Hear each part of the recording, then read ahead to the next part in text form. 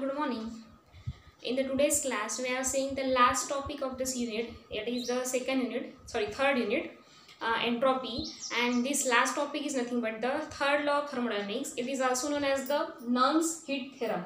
Nernst is the name of scientist. So in 1906, the Nernst proposed a general principle supported by the series of experimental evidences on the problem of atomic heat at low temperature. Means what is the functioning or what is the problem of atomic heat at low temperature, because we are seeing all the heat process that is at the source at the higher temperature, sink at the lower temperature. But what is the problem? Problem of atomic heat at low temperature? Actually it was proposed as a new heat theorem, but its importance is so great that today it is recognized as the third law of thermodynamics. So that's why Nernst heat theorem, it is known as the third law of thermodynamics. The statement of the third law of thermodynamics is, according to Nernst,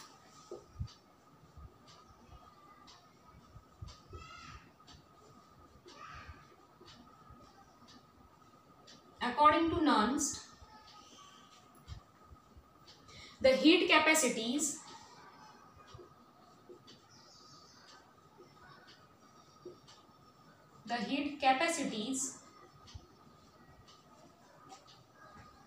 of all solid tends to zero.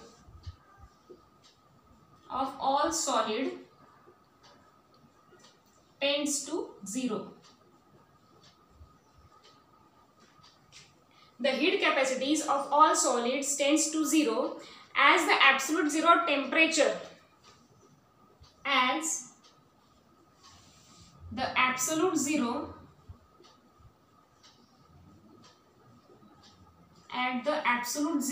of temperature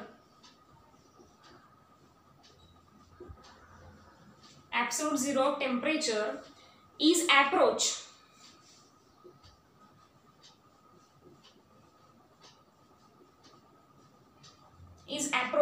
And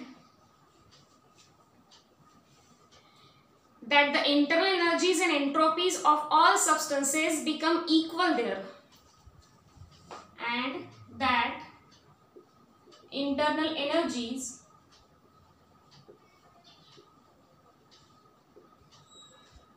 and entropies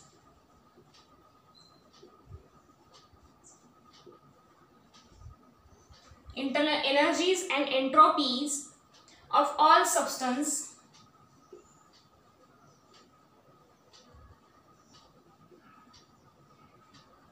becomes equal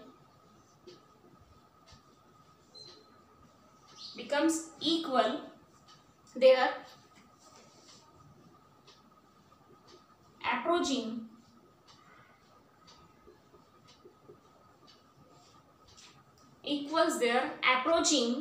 their common value asymptotically tending to zero. Approaching their common values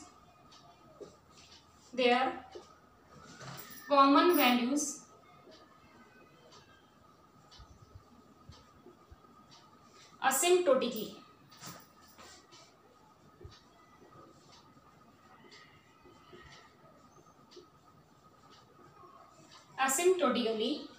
Tending to zero.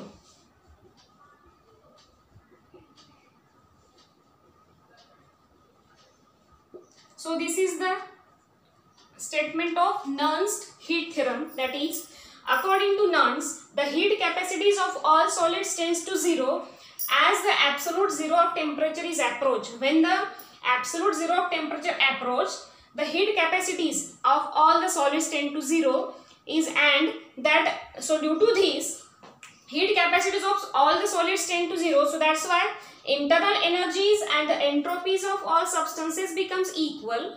So approaching their common values asymptotically tends to zero. So this is the statement of Nernst theorem. So this simple statement of Nernst follows neither from the first law of thermodynamics, that is, the first law of thermodynamics is nothing but the law of conservation of energies, or nor from the second law, that is the second law of thermodynamics, and it is thus of the nature of a new law. This is the new law, means we can't see the statement in the first law or the second law. This is not from the first law or second. So that's why It is neither from the first law nor from the second law, and it is thus of the nature of new law. So usually called as the third law of thermodynamics. So this statement is known as the third law of thermodynamics. So this theorem is useful in explaining the nature of bodies in the neighborhood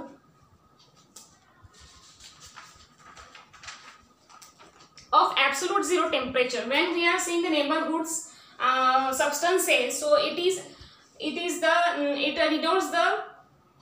denotes the nature of the bodies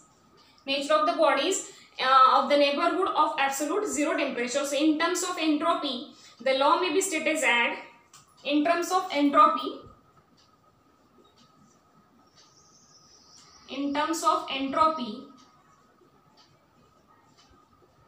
it states that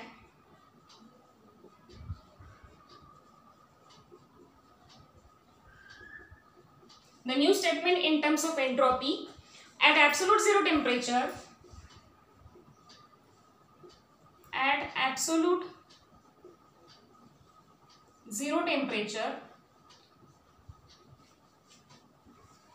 the entropy tends to zero.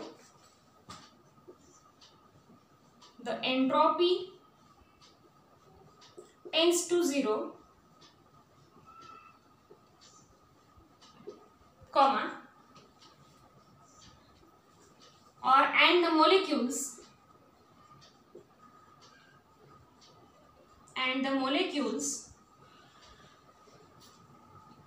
of the substance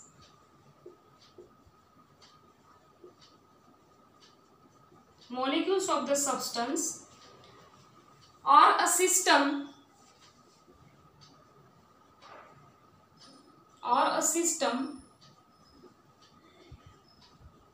are in perfect order,